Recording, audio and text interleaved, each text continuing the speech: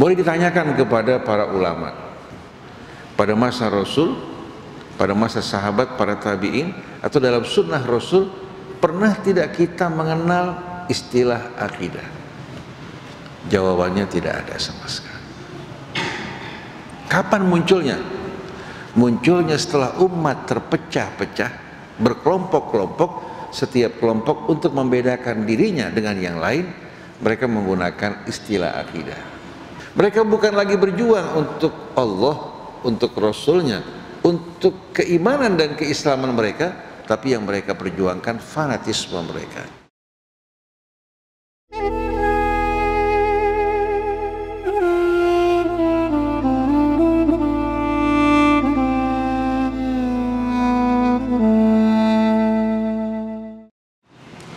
Bismillahirrahmanirrahim.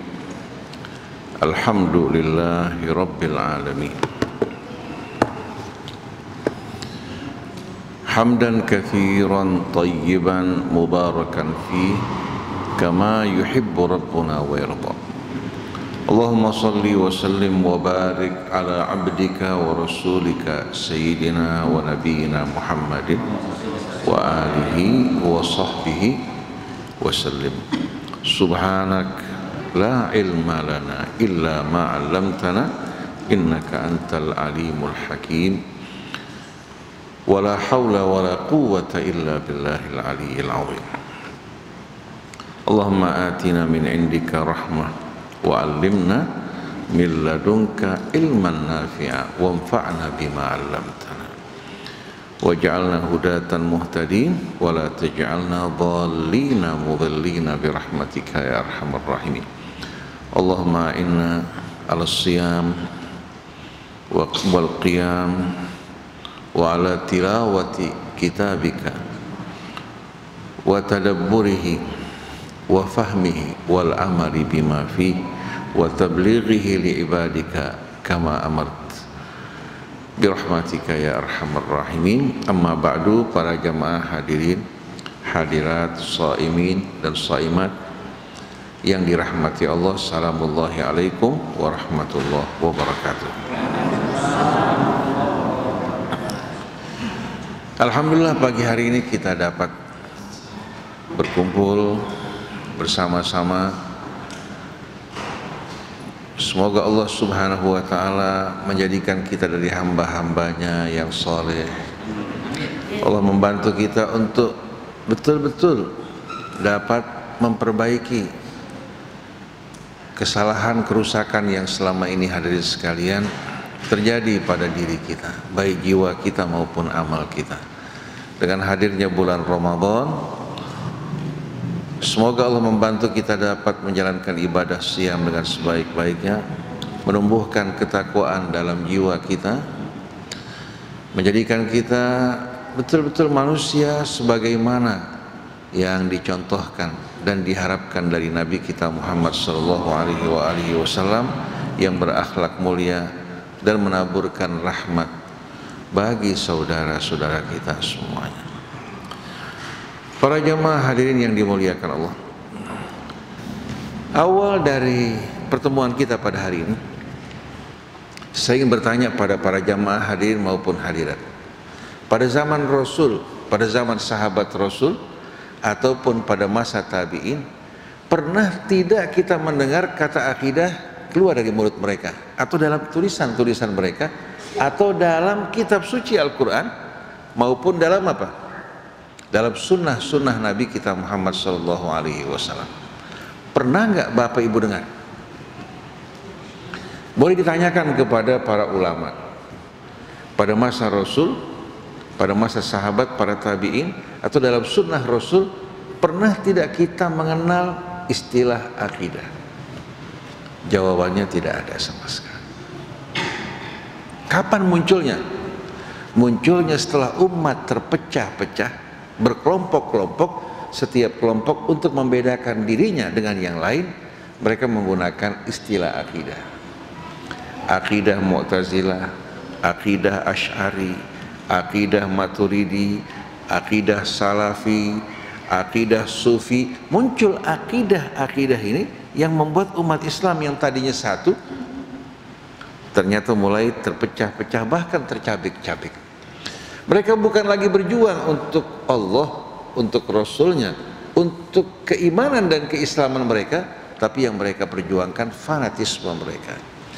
Masing-masing beranggapan kelompok mereka lebih baik, bahkan kelompok mereka benar, kelompok yang lain merupakan kelompok yang salah.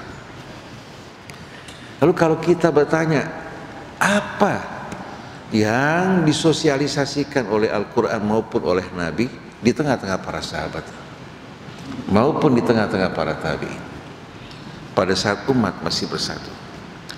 Amat sederhana, yang selalu disebutkan dan diulang dalam Al-Quran, begitu pula dalam sunnah Nabi kita.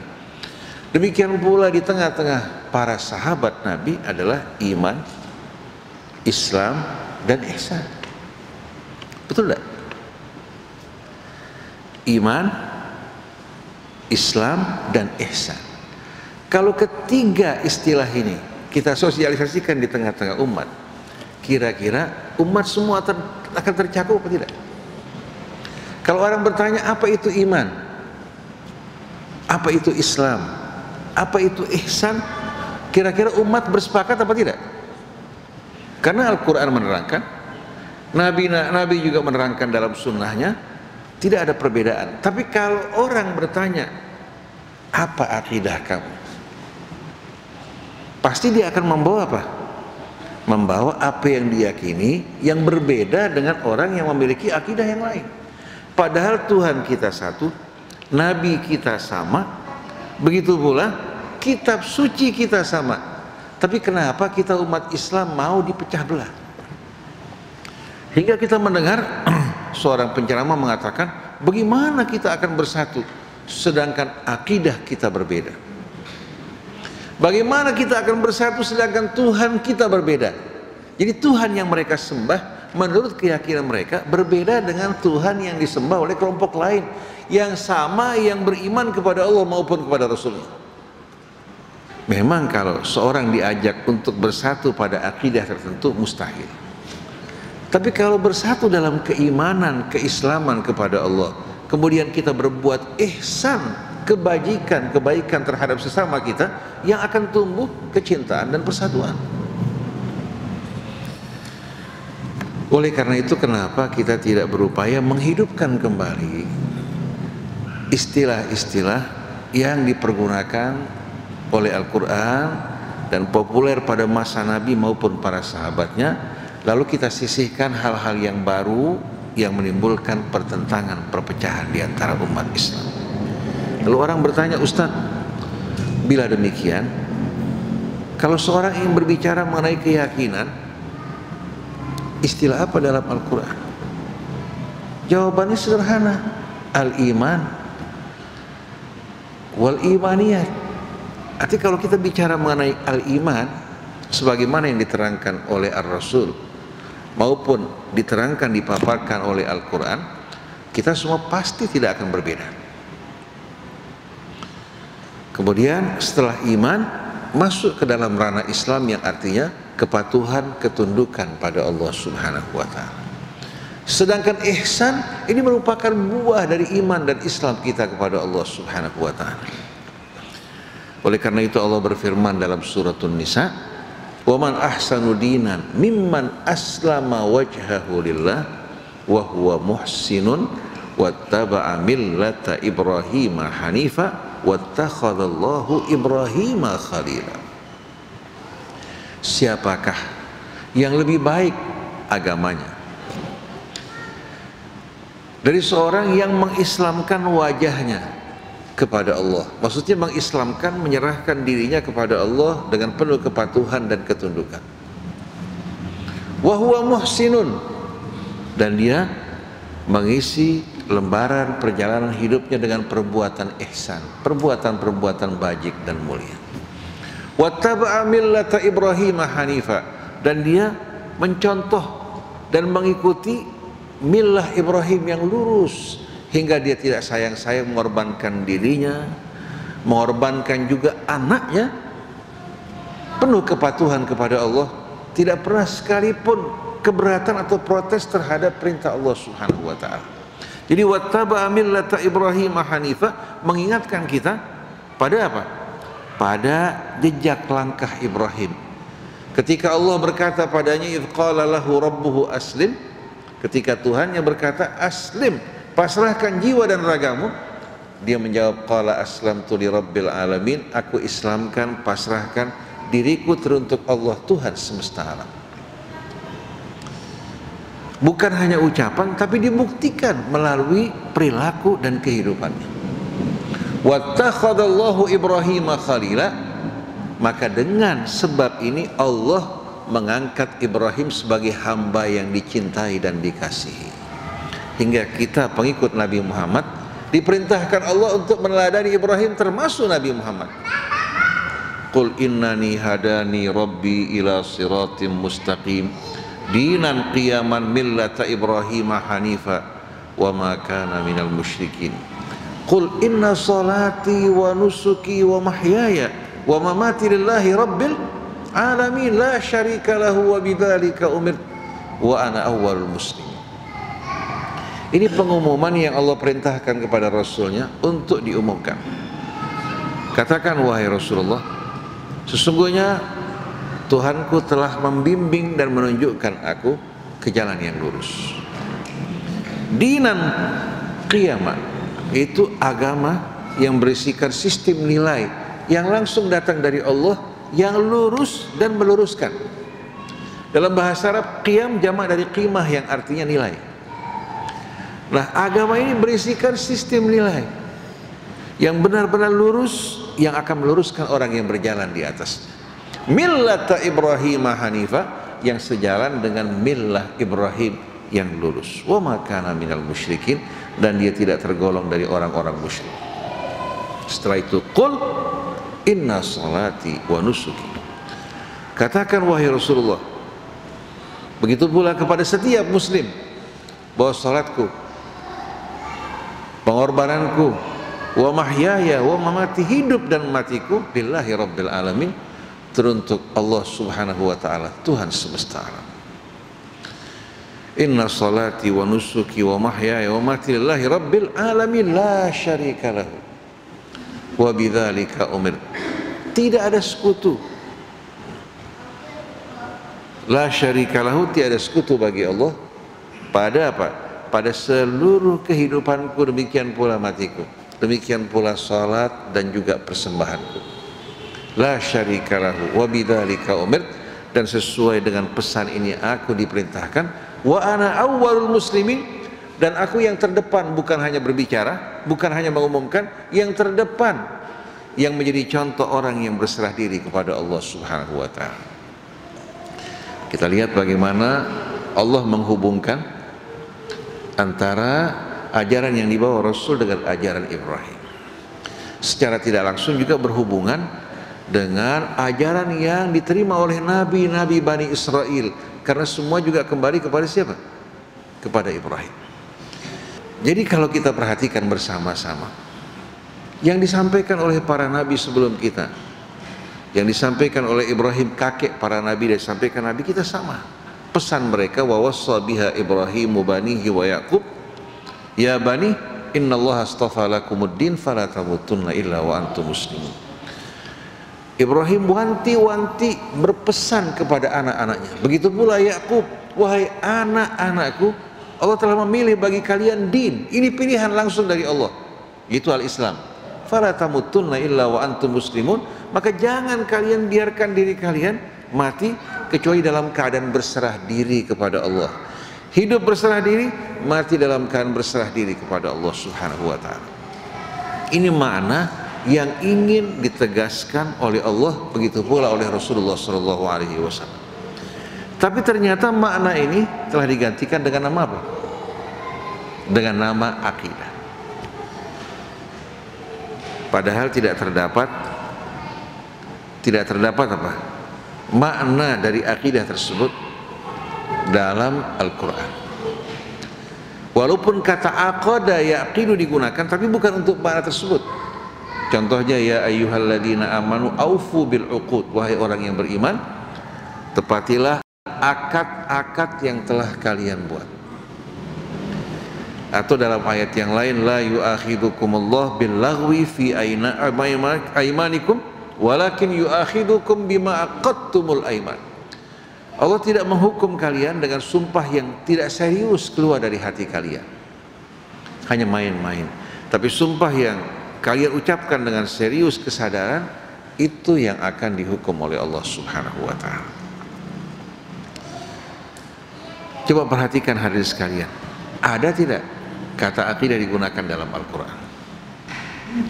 Tapi kalau kita ucapkan ana muslim, anta muslim, wa nahnu muslimun, kita akan bersatu dalam nama Islam. Kalau ada pemahaman yang salah, sama-sama kita luruskan. Karena kalau orang berserah diri pada Allah, dia tidak dapat menyombongkan diri menolak apa yang Allah Subhanahu wa ta'ala tetapkan.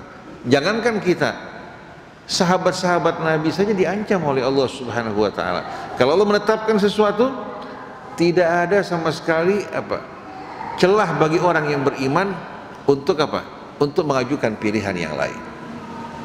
Jadi kalau kita mengaku muslim, bukan hanya sebagai ucapan, bukan hanya sebuah nama, tapi dengan maknanya berserah diri pada Allah. Kalau kita ada perbedaan, duduk sama-sama, kita bertukar pikiran, mengutamakan argumentasi yang benar, kembali kepada Al-Quran, kembali kepada Rasulnya. Bisa ditemukan kebenaran, maka kita harus berani untuk menerima kebenaran tersebut. Oleh karena itu kebenaran menjadi menjadi tuntutan dambaan orang yang beriman, walaupun kebenaran tersebut bukan ada pada kelompoknya. Di mana kebenaran berada, dia akan berjalan bersama kebenaran. Kalau tidak, bahaya sekali. Orang yang fanatik kepada NU, dia akan secara membuta membela apa yang diputuskan oleh organisasi NU. Begitu juga yang berfanatik kepada Muhammadiyah, kepada Persis, yang berfanatik kepada Syiah, yang berfanatik katakan pada kelompok tertentu, pasti dia akan mengikuti apa yang dikeluarkan, diputuskan oleh kelompoknya, walaupun tidak sejalan dengan kitab Allah Subhanahu wa ta'ala. Padahal jangankan kelompok maupun golongan, seandainya ayah ibu kita ini memerintahkan kita melakukan sesuatu yang tidak sejalan dengan kebenaran, boleh gak dituruti? Wa in jahadaka ala an tusyrika bima laisa laka bihi ilmun fala tuti'huma. Kalau kedua orang tuamu memaksa kamu untuk melakukan sesuatu yang tidak sejalan dengan kebenaran yang kamu ketahui, jangan kamu taati mereka. Tapi kewajiban anak, wasahibhuma fid dunya ma'rufa, gauli mereka dengan cara yang baik di tengah-tengah di tengah-tengah mereka, sebagaimana seorang anak yang menyadari bahwa kedua orang tuanya merupakan sebab langsung kelahiran dia. Kalau dia tidak bisa menghargai kedua orang tuanya, bagaimana dia akan menghargai Allah Subhanahu wa ta'ala? Orang tuanya ini yang langsung menjadi sebab kelahirannya. Walaupun yang menciptakan, yang menanamkan rasa cinta di hati mereka Allah, tapi sebab langsung kan orang tua kita. Kalau dia nggak bisa menghargai kebaikan yang diberikan kedua orang tuanya, bagaimana dia akan menghargai kebaikan yang datang dari Allah? Oleh karena itu, setelah perintah untuk mentauhidkan Allah, datang kewajiban untuk benar-benar menghargai kedua orang tua mereka, walaupun bukan orang-orang yang beriman. Jadi kalau orang tua memerintahkan kita yang tidak benar, tidak boleh kita taati, apalagi kelompok maupun golongan. Dan subhanallah, kita lihat ya, terjadi pertentangan antara Syiah sama Sunnah. Lalu kalau seandainya tidak terdapat Syiah, kita bertanya, Ahlus Sunnah yang sebenarnya siapa? Kira-kira jawaban mereka sama enggak? Pasti berbeda kan? Buktinya di kalangan Ahlus Sunnah terjadi apa? Terjadi pertentangan, bahkan saling mentahdir satu dengan lainnya. Sebelum di Indonesia terdapat gerakan Syiah, sebelum populer, dulu yang menamakan diri mereka Ahlus Sunnah wal Jamaah itu NU. Selain dari NU, tidak dikenal dengan nama Ahlus Sunnah. Tapi begitu datang Syiah dan mulai banyak pengikut mereka. Kita saksikan mulai nama Ahlus Sunnah dikumandangkan, walaupun sebetulnya tidak menyatukan mereka semua. Padahal kalau kita teliti bersama-sama, sunnah Rasul tidak mengajarkan kita berpecah belah, bermusuh-musuhan, memerintahkan kita untuk mendamaikan di antara orang yang berselisih, melarang kita untuk mencaci saudara kita atau mengoyok-oyok mereka, meledek mereka dengan hal-hal yang tidak patut, atau memberikan julukan, atau katakan kita berburuk sangka terhadap mereka, atau mengintai dan mencari-cari kesalahan mereka. Ini semua yang dilarang dalam Al-Quran. Tapi kalau ini dikerjakan, bagaimana mungkin orang bisa mengaku sebagai pengikut sunnah Nabi kita Muhammad SAW? Nah, yang saya sampaikan pada saat ini sebetulnya bukan mengajak kepada sesuatu yang baru, tapi kembali kepada apa-apa yang diajarkan Allah dalam kitabnya, yang diajarkan dan dicontohkan oleh Nabi kita Muhammad SAW.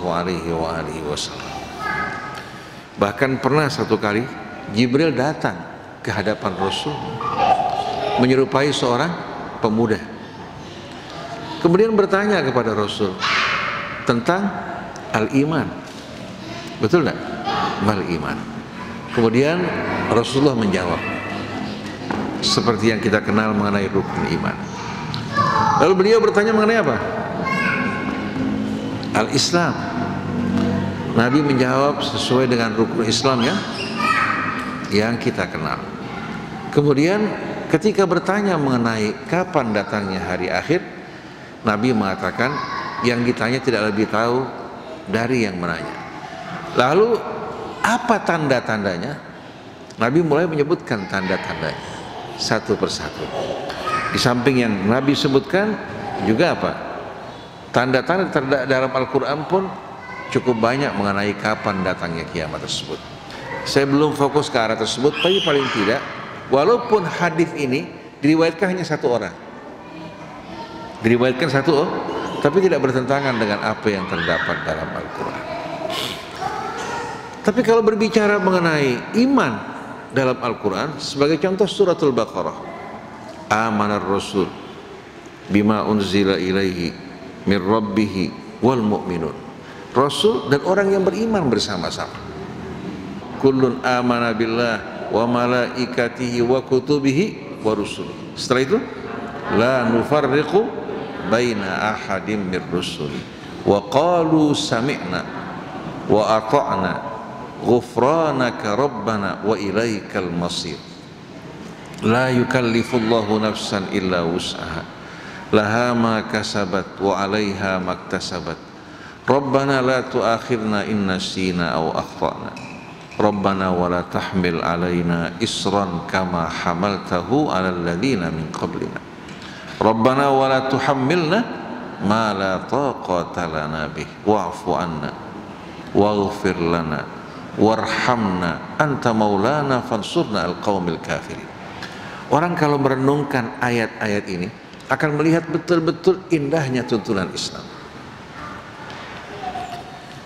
Bagaimana Allah Subhanahu wa ta'ala memaklumi keadaan manusia yang lemah, lalu mengajarkan kepada kita sebagai hamba untuk memohon ampun kepada Allah.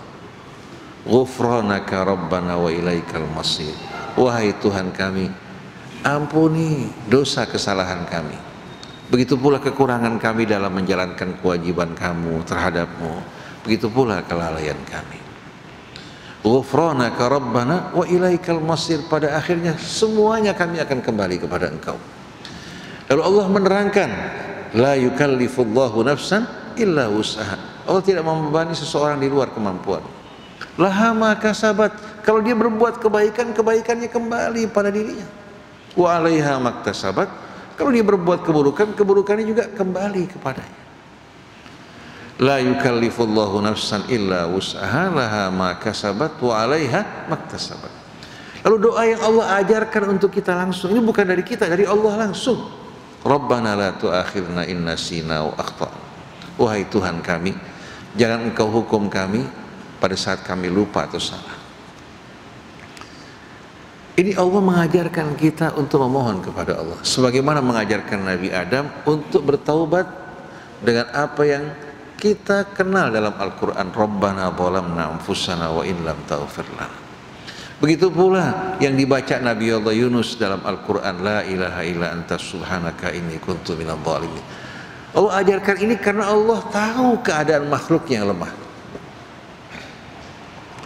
Kalau Allah mengajarkan kita untuk memohon ampun kepada Allah atas kesalahan kita, bagaimana sikap kita terhadap sesama saudara kita?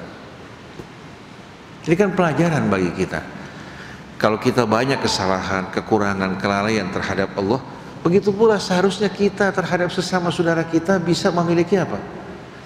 Bisa memiliki kesadaran untuk memaklumi mereka, memaafkan mereka, bahkan berdoa untuk mereka. Seperti yang dilakukan Nabi kita Muhammad SAW. Rabbana la tu'akhidna in nasina wa akhtana. Rabbana wa la tahmil alaina isran kama hamaltahu alal ladzina min qablina. Rabbana wa la tuhammilna ma la taqata lana bih. Renungkan hadirin sekalian ayat ini. Wahai Tuhan kami, wa la tahmil alaina isran kama hamaltahu alal ladzina min qablina. Dalam terjemahan diartikan sama kalau nggak salah. Kata hamala ala sama hammala yuhammiru. Betul nggak? Jangan engkau bebani kan? Padahal kata hamala ala syai' mendorong seseorang untuk melakukan sesuatu atau menghempit seseorang. Bisa juga berarti hamala ala syai', ya, menyerang seseorang. Sedangkan hammala yuhammilu artinya memberikan beban. Hamala memikul sesuatu, kalau hammala yuhammilu memikulkan seseorang dengan sesuatu atau membebani seseorang dengan sesuatu.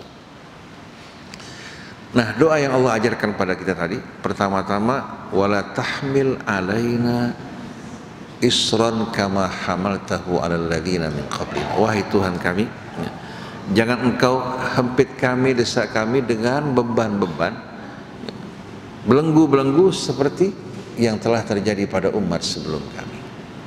Orang-orang terdahulu seperti yang terjadi pada orang-orang Yahudi, banyak hukuman-hukuman yang Allah jatuhkan pada mereka bukan disebabkan karena apa? Bukan, contohnya Allah Subhanahu wa ta'ala mengharamkan atas mereka makanan-makanan yang thayyib, bukan makanan yang haram, tapi Allah haramkan atas mereka. Allah mengharamkan juga atas mereka untuk mencari ikan di hari Sabtu. Padahal mencari ikan merupakan sesuatu yang halal. Tapi Allah haramkan atas mereka semua ini karena dosa kejahatan yang mereka lakukan. Nah, datang Nabi kita Muhammad SAW, semua yang tadinya Allah Subhanahu wa ta'ala tetapkan pada orang-orang terdahulu yang menyempitkan mereka, menghempitkan mereka, semua diangkat oleh Allah Subhanahu wa ta'ala. Seperti gambaran yang terdapat dalam suratul A'raf, alladzina yattabi'una ar-rasulan nabiyyal ummi alladzi yajidunahu maktuban fit taurati wal injil ya'muruhum bil ma'ruf wa yanhahum 'anil munkar wa yuhillu lahumut thayyibat wa yuharrimu 'alaihimul khaba'itha wa yadh'u anhum israhum wal aghlal allati kanat 'alaihim. Mereka-mereka yang mengikuti an-nabi ar-rasul an-nabi al-ummi, Rasul, ya, yang diutus oleh Allah, Nabi yang betul-betul apa?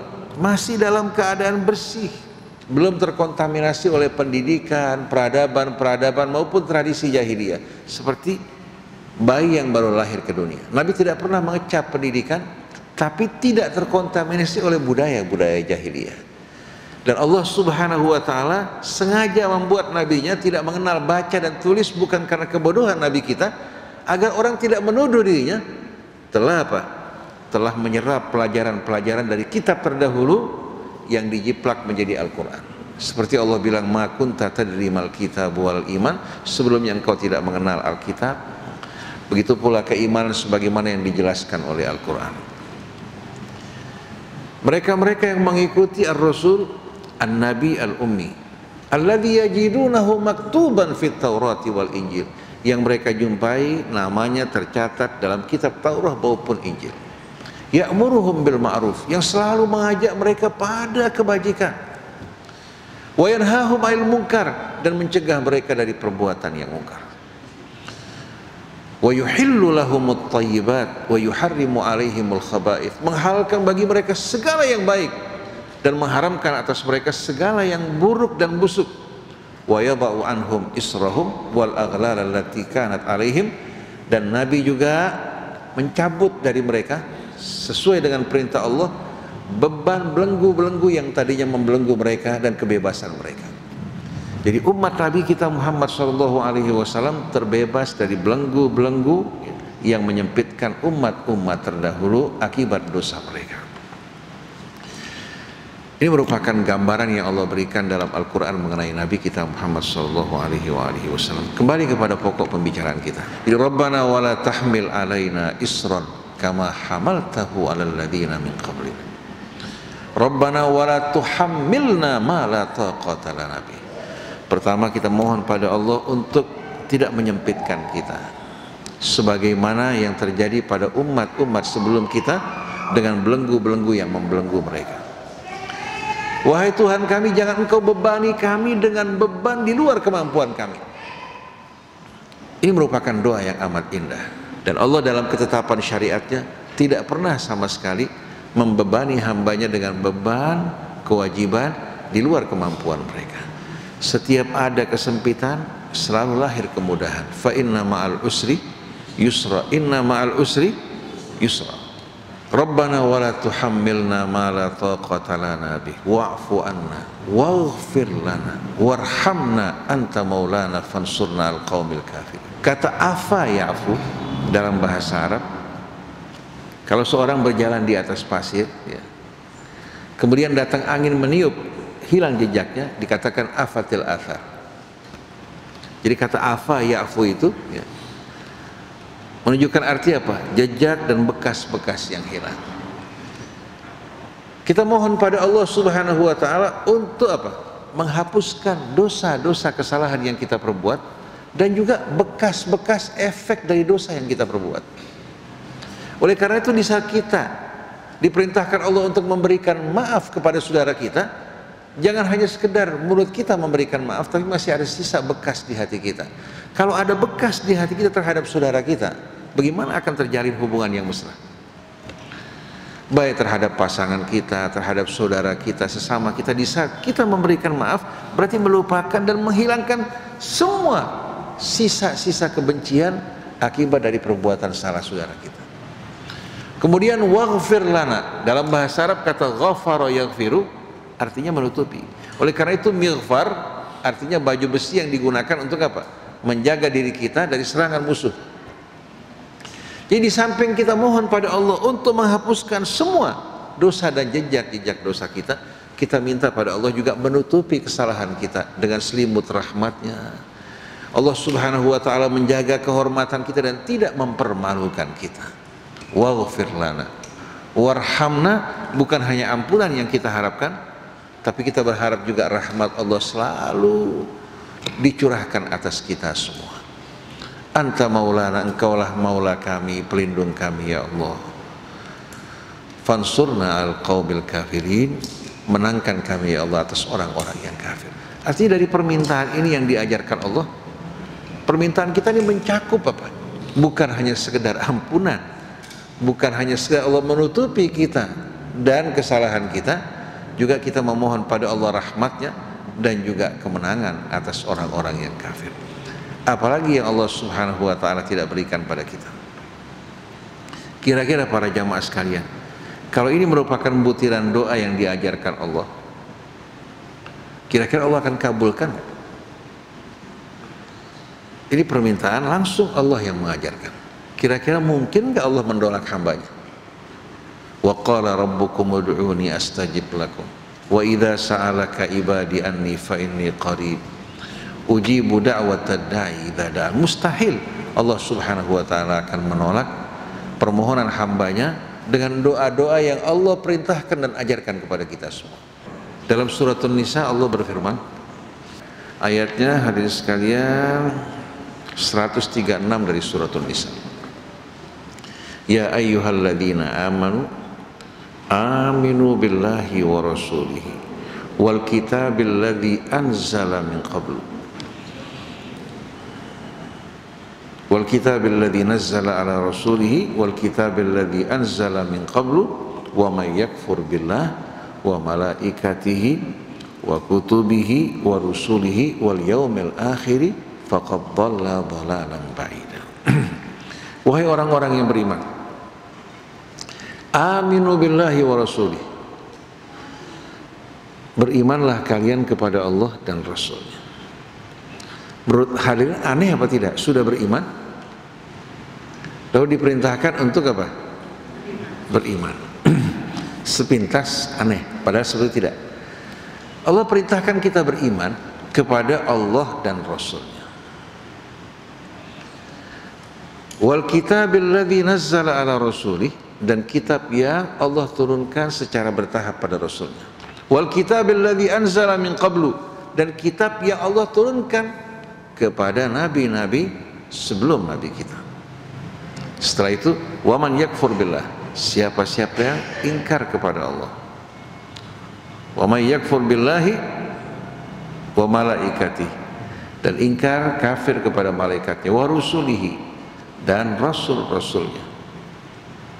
Wa may yakfur billahi wa malaikatihi wa kutubihi wa rusulihi, dan kitab-kitab yang Allah turunkan kepada para nabinya, wa rusulihi, dan rasul-rasulnya. Kemudian wal yaumil akhir, dan kafir ingkar terhadap hari akhirat, faqad dhalla dhalalan ba'ida, berarti dia telah tersesat dalam kesesatan yang amat jauh. Ini perintah langsung dari Allah. Lalu Allah menyebutkan objek keimanan yang mesti kita ingkari. Kalau kita beriman kepada semua ini, masuk dalam golongan yang beriman. Kalau kita ingkari salah satunya, apalagi semuanya, kita keluar dari golongan orang-orang yang beriman. Jadi pertama-tama Allah menyeru orang yang beriman. Setelah itu Allah menjelaskan apa yang mesti kita imani. Apa yang mesti kita imani? Aminu billah wa malaikatihi wa kutubihi wa rusulihi wal yaumil akhir. Lalu Allah menegaskan, wa may yakfur billahi wa malaikatihi wa kutubihi wa rusulihi wal yaumil akhir faqad dhalla dhalalan ba'ida. Artinya kalau orang beriman kepada yang 5 tadi, di sini nggak disebutkan mengenai al-qadar kan, yang ke-6, karena Allah sebutkan takdir dalam uslub yang lain. Yang 5 ini hadirin sekalian merupakan hal yang Allah tegaskan untuk kita imani bersama-sama. Nah, kalau seandainya seseorang beriman kepada yang 5 ini dan dia nggak mengaku dirinya sebagai Syiah atau Sunnah atau Salafi atau Sufi, kira-kira dia orang yang beriman bukan? Cukup nggak kira-kira hadis sekali dikatakan orang yang beriman? Apakah perlu menjadi Salafi, menjadi Sufi, menjadi Syiah, atau menjadi Sunnah? Kalau Sunnah artinya meneladani Nabi, itu kewajiban yang Allah wajibkan atas kita. Tapi kalau Sunnah sebagai nama kelompok dan golongan, ini yang tidak dapat kita terima sama sekali. Karena agama yang Allah pilih untuk kita, begitu juga Allah ridhai bagi kita, adalah al-Islam. Dan Islam tidak perlu sama sekali mengalami penambahan atau pengurangan atau digantikan dengan yang lain. Nah, yang saya maksudkan dari apa yang saya sampaikan ini, tujuannya untuk mengajak kita kembali kepada apa-apa yang disampaikan oleh Nabi kita Muhammad SAW. Dari iman ya, yang kita sosialisasikan, begitu pula al-Islam yang berarti penyerahan, kemudian al-ihsan yang menunjukkan arti orang-orang yang beriman berserah diri kepada Allah adalah orang-orang yang selalu berbuat kebajikan dalam hidup ini dengan selalu merasa bahwa dirinya memandang Allah, memperhatikan Allah, atau Allah Subhanahu wa ta'ala memandang dan memperhatikan dirinya. Definisi ihsan sebagaimana yang kita tahu dalam hadis ya, di luar Al-Quran, an ta'budallah ka'annaka tarah fa in lam takun tarah fa innahu, kamu mengabdi beribadah pada Allah seolah-olah kamu melihat Allah. Orang kalau hatinya selalu ingat pada Allah, seolah-olah dia apa? Dia melihat Allah walaupun bukan dengan matanya, tapi dengan apa? Dengan hatinya. Kemana dia pergi selalu hatinya terbayang dan teringat pada Allah. Kalau kita belum sampai pada makam ini, paling tidak kita merasakan bahwa Allah selalu mengawasi, memperhatikan kita, hingga dalam kesendirian maupun keramaian selalu kita menjaga diri kita. Ini yang akan menjadi apa? Motivasi bagi orang untuk selalu berbuat kebaikan, baik di hadapan manusia maupun dalam keadaan sendiri. Dia tidak pernah sama sekali mengabaikan perbuatan-perbuatan baik dalam hidupnya. Kita ingin buka bagi para jamaah, mungkin ada hal-hal yang kurang jelas, yang kurang difahami. Kita persilahkan para jamaah.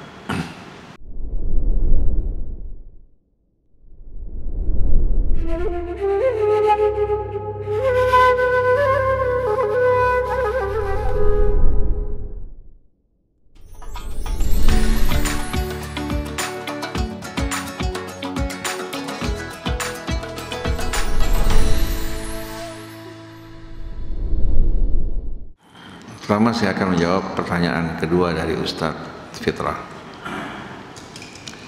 Kalau seandainya orang diperkenalkan Islam dengan melalui akidah, kira-kira Ustadz Fitrah bisa menjelaskan akidah itu menurut keterangan Allah apa?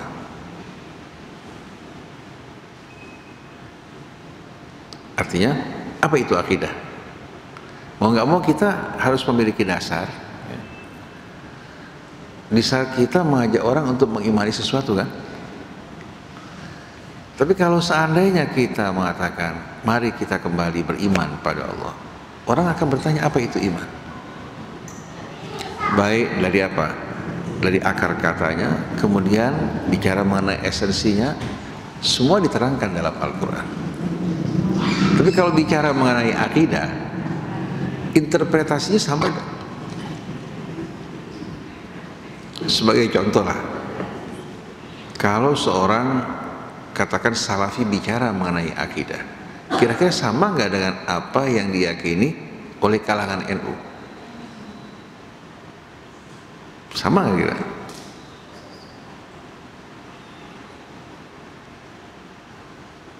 Akidah kami, itu kata akidah kami itu ya, kembali kepada apa? Apa yang diyakini. Dan belum tentu diterima oleh orang lain. Tapi kalau bicara mengenai iman dan keterangannya yang terdapat dalam Al-Quran, kira-kira bisa nggak sebagai orang mengatakan ini sih beda akidahnya sama kita atau imannya sama kita? Bisa? Beda? Sebagai contoh kita baca suratul Anfal ketika ingin menerangkan pada kita siapa orang yang benar-benar beriman. A'udzubillahi minasyaitonir rajim. Innamal mu'minuna alladzina idza dzukirallah wajilat qulubuhum wa idza tuliyat alaihim ayatuhu zadathum imana wa ala rabbihim yatawakkalun. Sesungguhnya orang-orang yang benar-benar beriman itu mereka-mereka yang bila disebutkan nama Allah hati mereka tergetar, bergetar hati mereka. Kalau seandainya seorang laki-laki disebutkan wanita yang dicintai, bagaimana perasaannya? Begitu juga seorang wanita yang mencintai seorang pria disebutkan mengenai pria tersebut, kira-kira apa yang akan muncul perasaan di hati? Nah, terhadap Allah disebutkan namanya, hati tidak sama sekali apa? Merindukan Allah, tidak juga melahirkan rasa hormat kepada Allah Subhanahu wa Ta'ala sebagai seorang hamba di hadapan Tuhannya. Di saat dia katakan lupa, diingatkan ittaqillah, dibacakan ayat-ayat Allah, penuh dengan rasa hormat mendengarkan ayat-ayat Allah Subhanahu wa Ta'ala, bahkan menyambut dan menerimanya. Ini merupakan gambaran idza dzukirallah wajilat qulubuhum wa idza tuliyat alaihim ayatuhu zadatuhum imana, dan bila dibacakan ayat-ayat Allah kepadanya, iman mereka akan bertambah. Wa ala rabbihim yatawakkalun, dan mereka hanya kepada Tuhan mereka berserah diri. Lalu Allah Subhanahu wa Ta'ala tambahkan alladzina yuqimunas shalah, itu mereka-mereka yang mendirikan salat, bukan hanya salat tapi mendirikan salat dalam arti menjalin hubungan bersama Allah Subhanahu wa Ta'ala, hingga bukan hanya sebatas dinding masjid, di luar masjid hubungannya dengan Allah Subhanahu wa taala terjalin dengan mesra.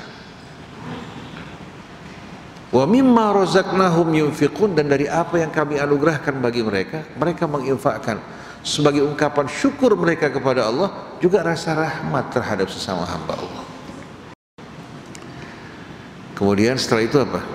Ulaika humul mu'minuna haqqan, sesungguhnya mereka lah orang yang benar-benar beriman. Lahum darajatun inda rabbihim, bagi mereka Allah sediakan darajat di sisi Tuhan mereka. Wa maghfiratun, dan juga ampunan atas dosa-dosa mereka. Wa rizqun karim, dan rizki yang amat karim. Ayat ini menjelaskan ciri-ciri orang yang benar-benar beriman menurut Allah. Nah, sekarang kita bandingkan dengan kata akidah. Di saat orang bertanya apa itu akidah, pasti jawabannya berbeda-beda sesuai dengan interpretasi dan doktrin yang diberikan kepadanya. Tapi pada saat ayat ini dibacakan, ada nggak perbedaan di antara umat? Kita tahu kata iman diambil dari kata al-amnu. Diambil dari kata al-amnu, yang artinya apa? Rasa aman dan suasana aman. Sedangkan amana yu'minu merupakan fi'il rubai, kan? Ada tambahan di sini apa? Dari al-amnu ada tambahan hamzah at-ta'diyah.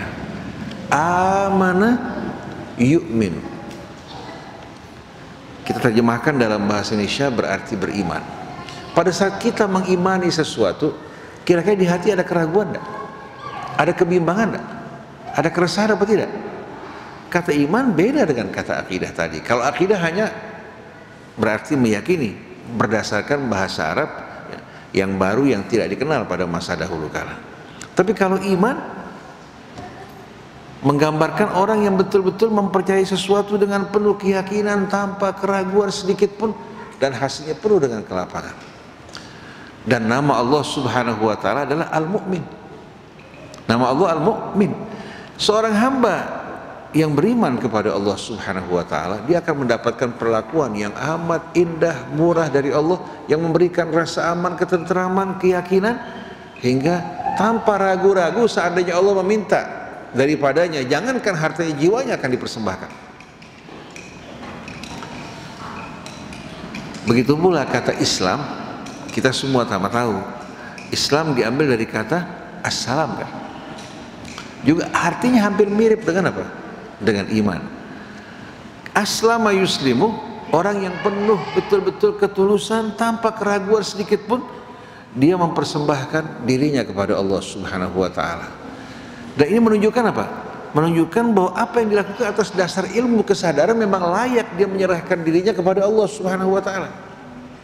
Dan nama Allah adalah As-Salam. Nah, di saat seorang beriman yang berserah diri pada Allah, penuh rasa yakin dengan penuh ketulusan tanpa keraguan sedikit pun, berserah diri kepada As-Salam Al-Mu'min, kira-kira apa yang akan diterima? Dan kata apa? Kata kerja tadi amana yu'minu, begitu pula aslama yuslimu. Kalau kita perhatikan dalam Al-Quran, uraian keterangannya begitu banyak.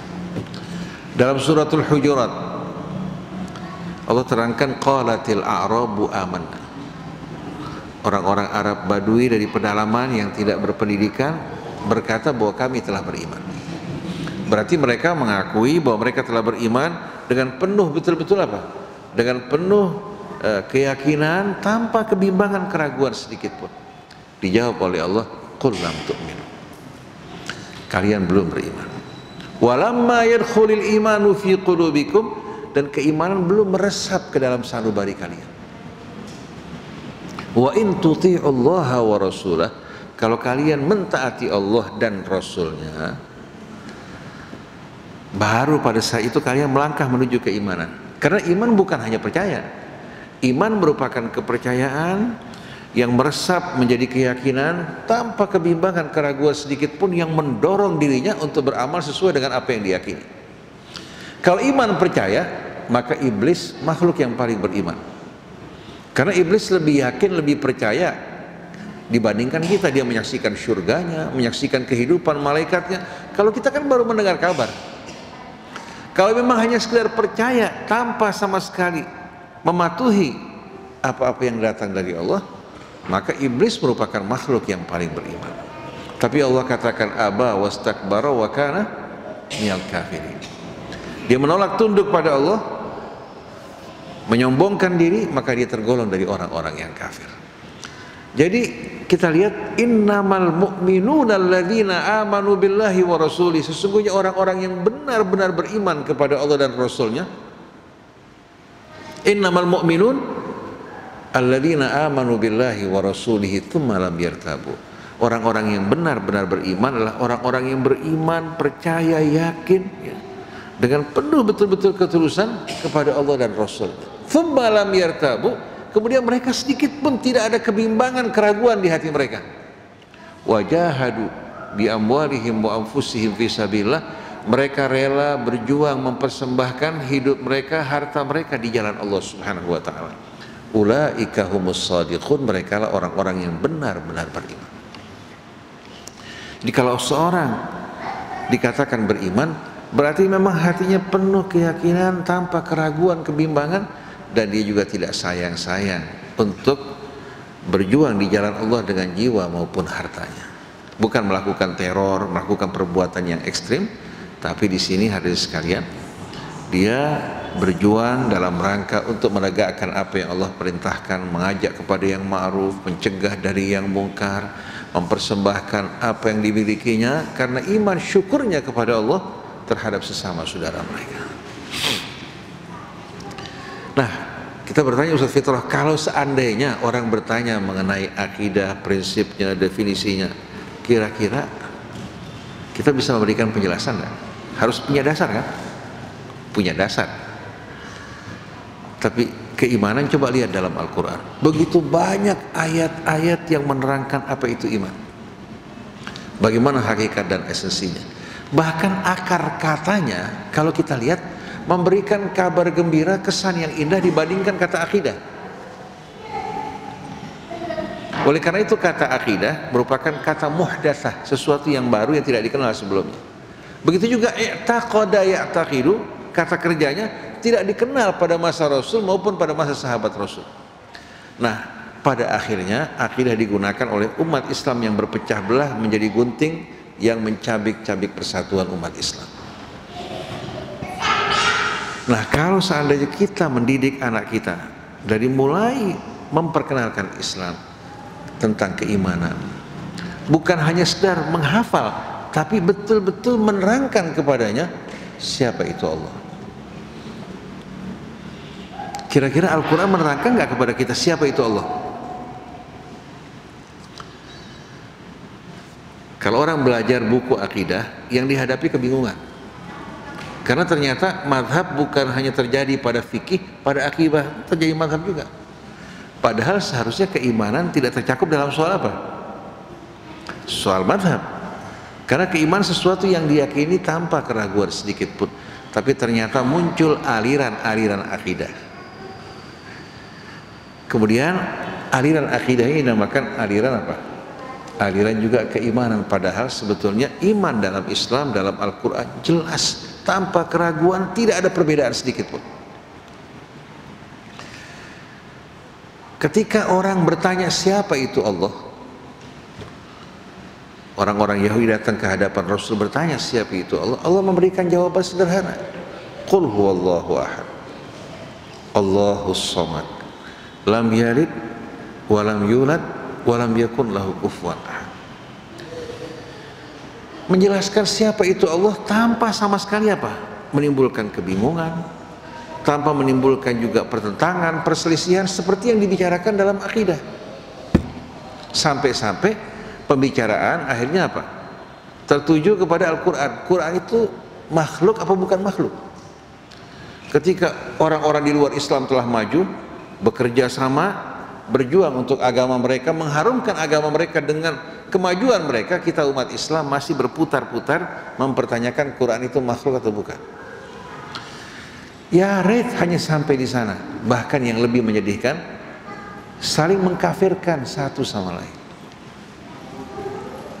Kemudian mulai terjadi perdebatan, apakah sifat Allah itu bahagian dari zatnya apa terpisah dari zatnya, yang semuanya tidak difahami dan tidak menumbuhkan iman keyakinan kita kepada Allah. Orang ingin lebih kenal lagi tentang Allah, ayat-ayat Allah yang berbicara mengenai dirinya banyak sekali. Huwallah alladzi la ilaha illahu alimul ghaib wasyahadah huwar rahman ar-rahim huwallahu alladzi la ilaha illahu al-malik al-quddus as-salam al-mu'min al-muhaimin al-aziz al-jabbar al-mutakabbir subhanallahi amma yusyrikun. Ini semuanya asmaul husna, menerangkan siapa itu Allah. Ini nama-nama ini bukan sekutu bagi Allah, tapi nama-nama yang menjelaskan kepada kita siapa itu Allah, agar kita mengenal Allah melalui nama-namanya. Lalu bagaimana kita memahami nama Allah? Ayat Al-Quran seluruhnya menjelaskan nama-nama Allah yang begitu indah. Karena nama-nama ini sebagai penutup kan? Dari apa? Keterangan Allah, ala ya'lamu man khalaqa wa huwal latiful khabir. La tudrikuhul absar wa huwa yudrikul absar wa huwal latiful khabir. Jadi kalau antum perhatikan, kita ini umat Islam diberikan petunjuk yang sederhana, jelas, yang menjauhkan dari pertentangan, kebingungan. Ingin kenal Allah, coba resapi nama-nama Allah yang begitu indah. Dan nama-nama ini menjelaskan siapa itu Allah, bukan merupakan tandingan sekutu bagi Allah. Oleh karena itu pernyataan sebagian Romo, begitu juga sebagian ulama di Indonesia, bahwasannya umat Kristen hanya memiliki Trinitas 3 nama, sedangkan umat Islam memiliki 99 nama. Artinya kita apa? Kalau mereka bicara mengenai syirik, kita ini sebetulnya katanya apa? Orang lebih musyrik dibandingkan apa? Dibandingkan mereka. Ini merupakan perbandingan yang salah. Nama-nama Allah itu Allah subhanahu wa ta'ala sebutkan dan terangkan untuk menjelaskan, menerangkan kepada kita siapa itu Allah. Kata-kata sifat ya, yang menerangkan siapa itu Allah. Beda dengan Trinitas yang merupakan kata benda, Bapa, Anak, begitu pula Roh Kudus. Tapi kalau Ar-Rahman, siapa itu Ar-Rahman? Allah. Ar-Rahim, siapa itu Ar-Rahim? Allah. Siapa As-Sami Al-Basir? Allah. Siapa Al-Latiful Khabir? Allah. Siapa Al-Khaliqul Bari? Allah. Siapa Al-Azizul Jabbar Al-Mutakabbir? Allah. Jadi semuanya merupakan sifat-sifat yang menerangkan siapa itu Allah. Tapi Allah nggak gunakan kata sifat, tapi gunakan nama, agar kita tidak memahami sifat sebagaimana yang kita fahami. Karena kata sifat bagi manusia itu sesuatu yang melekat. Kalau saya mengatakan bahwasannya mangga itu kulitnya pada saat masih setengah matang dalam keadaan hijau, aromanya harum manis seperti ini, rasanya ya, kemudian bentuknya, itu kan merupakan sifat-sifat yang menjelaskan mangga. Nah kalau bagi Allah walillahil mathalul a'la, tidak mungkin kita samakan Allah dengan mangga, tapi untuk menerangkan bahwa nama-nama ini semuanya bukan kata benda, tapi menerangkan kepada kita sifat-sifat Allah yang begitu indah. Tujuannya untuk memperkenalkan Allah kepada kita. Dan di samping itu juga apa? Allah subhanahu wa ta'ala mengajak kita berkomunikasi dengan Allah melalui namanya. Qul Allah awil rahman ayyamma tad'u falahul asmaul husna.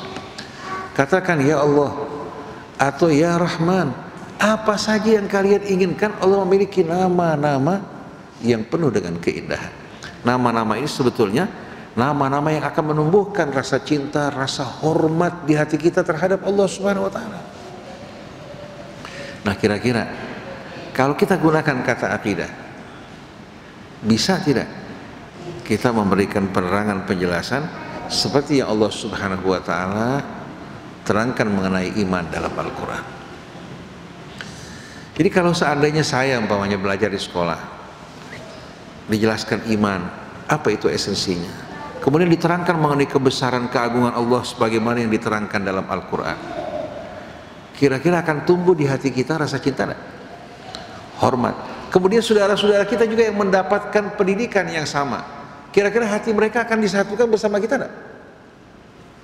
Tapi kalau akidah yang kita kedepankan, yang memahami akidah salaf, katakan dari Syekh Muhammad Ibn Abdul Wahab atau dari Ibnu Taimiyah, bisa sama nggak hatinya dengan kalangan NU yang mempelajari Aqidatul Awam, Sifat 20 dengan mereka? Bisa nggak dulu sama-sama?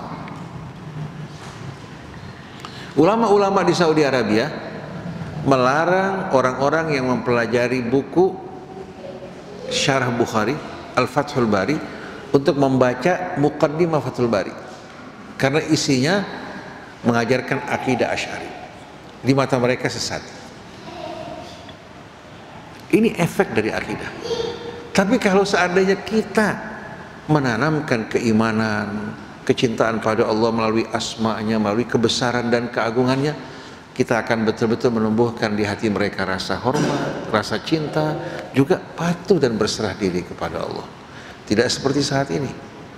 Seorang supir taksi bertanya, "Ustadz, sebetulnya Islamnya ada berapa, Ustadz?" Wallahualam, ada berapa Islam ini, Ustadz? Karena supir ini yang tulus mulai belajar Islam, ternyata begitu masuk ke dalam, dia mendapatkan keterangan-keterangan yang membingungkan. Ada satu jamaah dakwah dan tabligh, orang-orang yang kita anggap orang-orang lugu, yang mengajak orang untuk kembali kepada Allah, mengamalkan sunnah Rasul sesuai dengan pemahaman mereka. Tadinya seorang peminum, seorang preman, dia taubat, dia belajar Islam melalui jamaah dakwah. Akhirnya ketika dia sedang sholat di daerah Cianjur, bertemu dengan seorang dari kalangan Salafi. Dia lagi ceritakan alhamdulillah dirinya yang kembali pada Allah. Tadinya dia seorang yang betul-betul cara hidupnya tidak benar. Ditanya oleh rekannya dari Salafi, "Kamu belajar dari mana?" "Dari jamaah dakwah wa tabligh yang memperkenalkan Islam pada saya." Bilang, "Kamu dulu waktu minum jadi preman lebih baik daripada kamu ikuti ahli bid'ah." Kira-kira bingung nggak dia? Bingung nggak? Ini true story. Nah, kita tidak ingin sama sekali hal seperti ini ditanamkan di hati anak-anak kita. Oleh karena itu, mari bersama-sama kita perkenalkan Allah Subhanahu wa Ta'ala melalui asma-Nya yang begitu indah, yang menumbuhkan betul-betul rasa cinta, rindu dan juga hormat kepada Allah. Lalu untuk memperkenalkan Asmaul Husna kepada kita melalui ayat-ayat Allah dalam Al-Quran maupun ayat-ayat yang terdapat di langit dan di bumi yang selalu mengajak kita untuk merenungkan kebesaran Allah. Pada saat orang mendengar nama Al-Alim, kemudian dikaitkan dengan alam raya yang begitu menakjubkan, dengan ilmu, dia mulai mempelajari kebesaran keagungan Allah melalui alam raya. Kira-kira apa hasilnya? Tapi kalau dia tanpa ilmu, bagaimana dia bisa mengenal Allah? Oleh karena itu Allah sebutkan, "Innama yakhsyallaha min ibadihil ulama." Yang benar-benar penuh rasa hormat kepada Allah hanya orang yang berilmu. Ilmu apa? Allah terangkan sebelumnya, "Alam taro annallaha anzala minas sama'i ma'an." Apa kamu tidak melihat Allah menurunkan butiran-butiran air hujan dari langit? Fa akhrajna bihi famaratin mukhtalifan alwanuha. Kami keluarkan dengan butiran-butiran hujan tersebut buah-buahan yang beraneka macam, tumbuh dari tanah yang sama, disirami oleh air yang sama, bersebelahan, tapi masing-masing menghasilkan buah yang berbeda. Wa minal jibali judadun bidun wa humrun mukhtalifun alwanuhu wa alwanuha wa gharabibusu. Saksikan batuan-batuan gunung. Ada yang berwarna putih bergaris-garis, ada yang berwarna merah maron, ada yang berwarna juga hitam legam. Wa gharabibusu. Padahal hadirin sekalian, ini semua merupakan batuan-batuan yang berada dalam wilayah yang sama, tapi ternyata melahirkan beraneka warna dan bentuk. Ini merupakan keajaiban ciptaan Allah. Wa minan nas wad dawab wal an'am mukhtalifun alwanuhu kadzalik. Begitu pula manusia yang berasal dari ayah ibu yang sama, diciptakan dari asal usul yang sama, juga beraneka rupa, warna, bahasa, bahkan yang ayah ibunya sama. Wa minan nasi Wadawab, begitu pula binatang-binatang melata, wal an'am, dan hewan-hewan ternak, beraneka macam dan rupa, semua merupakan ciptaan Allah Subhanahu wa taala. Dan kalau kita perhatikan, mereka juga berasal dari asal usul yang sama. Setelah itu Allah mengatakan apa? Innama yakhsyallaha min ibadihi. Yang benar-benar takut dan hormat kepada Allah adalah orang-orang yang berilmu. Jadi di samping orang mempelajari Al-Quran, mempelajari biologi, mempelajari geologi, mempelajari astronomi, akan menumbuhkan keimanan akan kebesaran keagungan Allah yang luar biasa. Tapi kalau tidak, akhirnya muncul pernyataan-pernyataan yang amat aneh yang bertentangan dengan fakta ilmuwan. Seperti orang mengatakan ada seorang dokter, bahkan dokter ini bukan dalam bidang pengetahuan agama, dalam bidang sains, yang mengatakan bahwa bumi datar ini betul-betul sesat, karena Quran menjelaskan seperti itu. Lalu berdasarkan akal dan ilmu, ini tidak sesuai. Tidak boleh agama difahami dengan akal. Pernyataan seperti ini mengejutkan apa tidak? Dia mengambil satu ayat yang menjelaskan Allah menghamparkan bumi, tapi lupa pada ayat yang lain, yukawwirul laila 'alan nahar wa yukawwirun nahara 'alal lail. Apa artinya? Kurah dalam bahasa Arab bola. Kawwara yukawwir, memutar sesuatu, mengelilingi sesuatu yang mirip dengan apa? Dengan bola. Yukawwirul laila 'alan nahar. Allah Subhanahu wa taala memutar malamnya, menggantikan siang, siang menggantikan malam. Berputarnya seperti sesuatu ya, yang apa? Melingkari apa? Bulatan. Orang kalau saya menggunakan sorban melilit, namanya kawwaral imamah. Dia memutar apa? Sorbannya mengelilingi apa? Mengelilingi kepalanya. Saya mau tanya, bumi kita ini mengitari matahari, walaupun kelihatannya matahari terbit dari barat, terbit dari timur, tenggelam di barat, tapi sebetulnya merupakan gerakan semu matahari. Yang bergerak bumi kita, bukan matahari.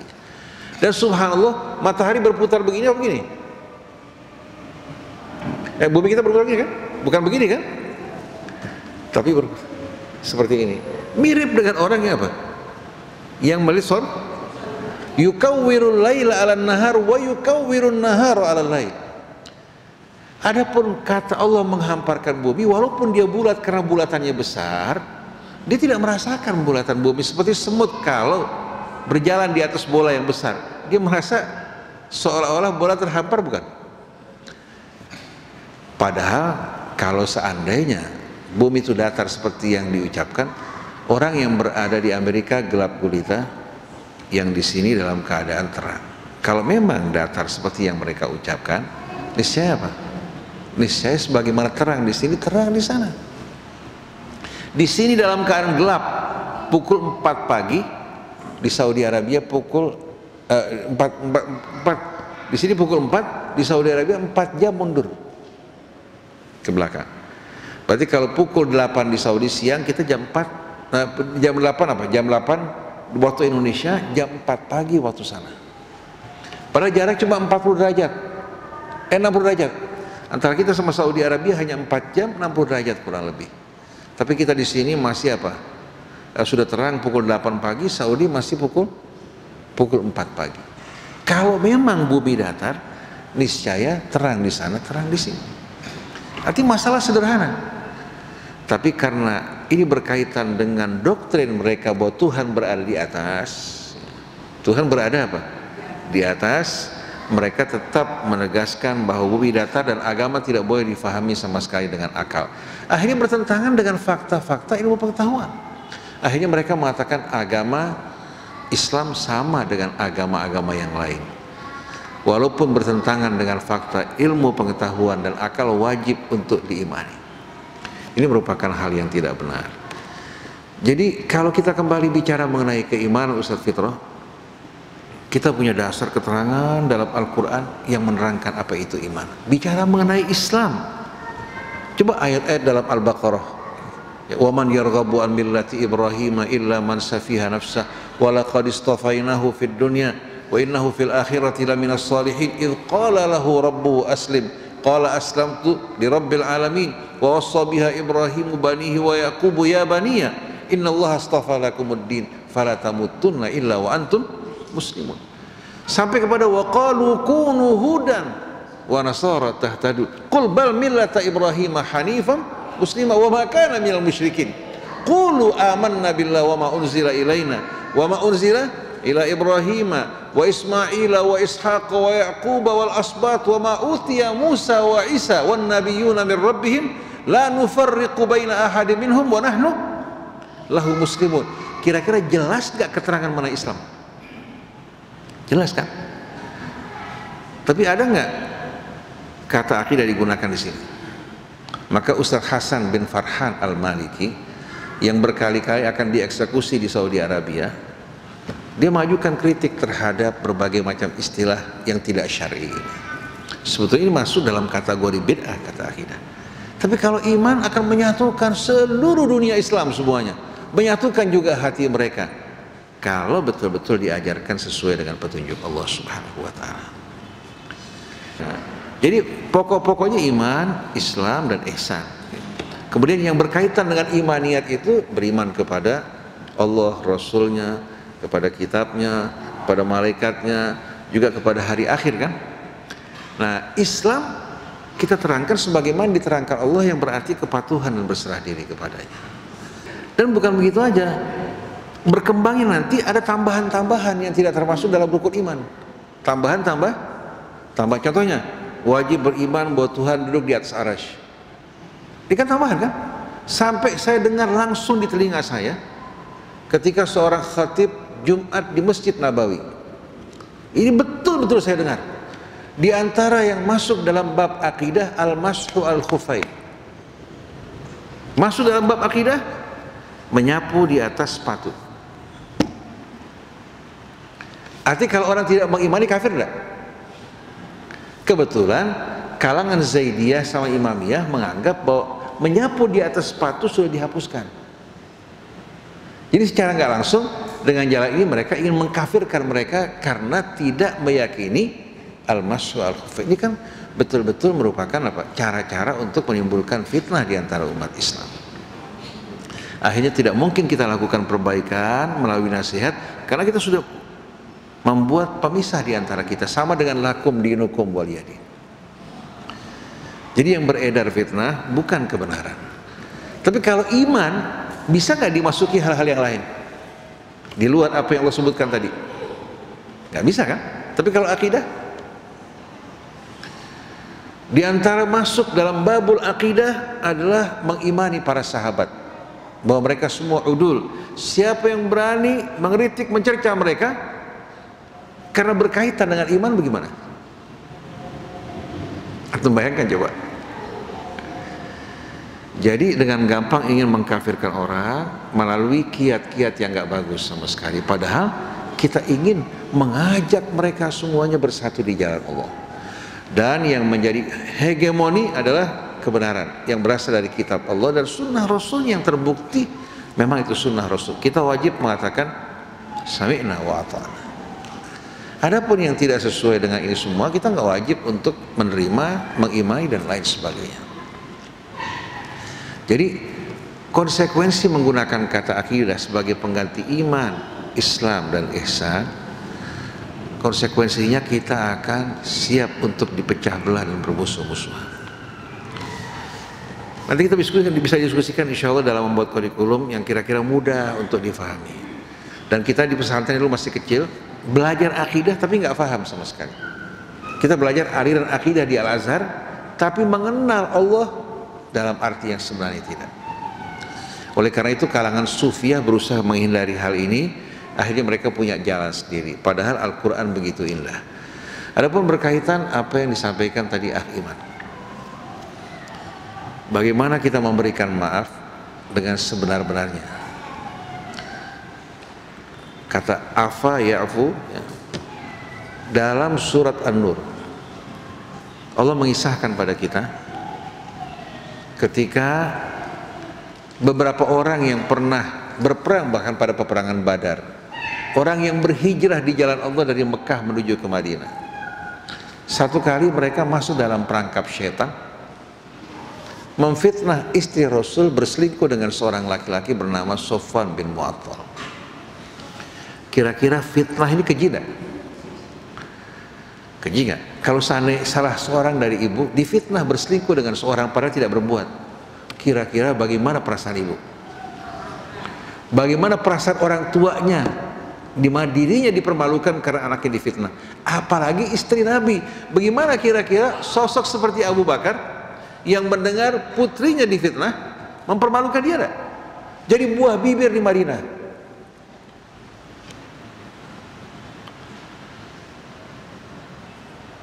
Jadi bisa dibayangkan bagaimana marahnya sang ayah.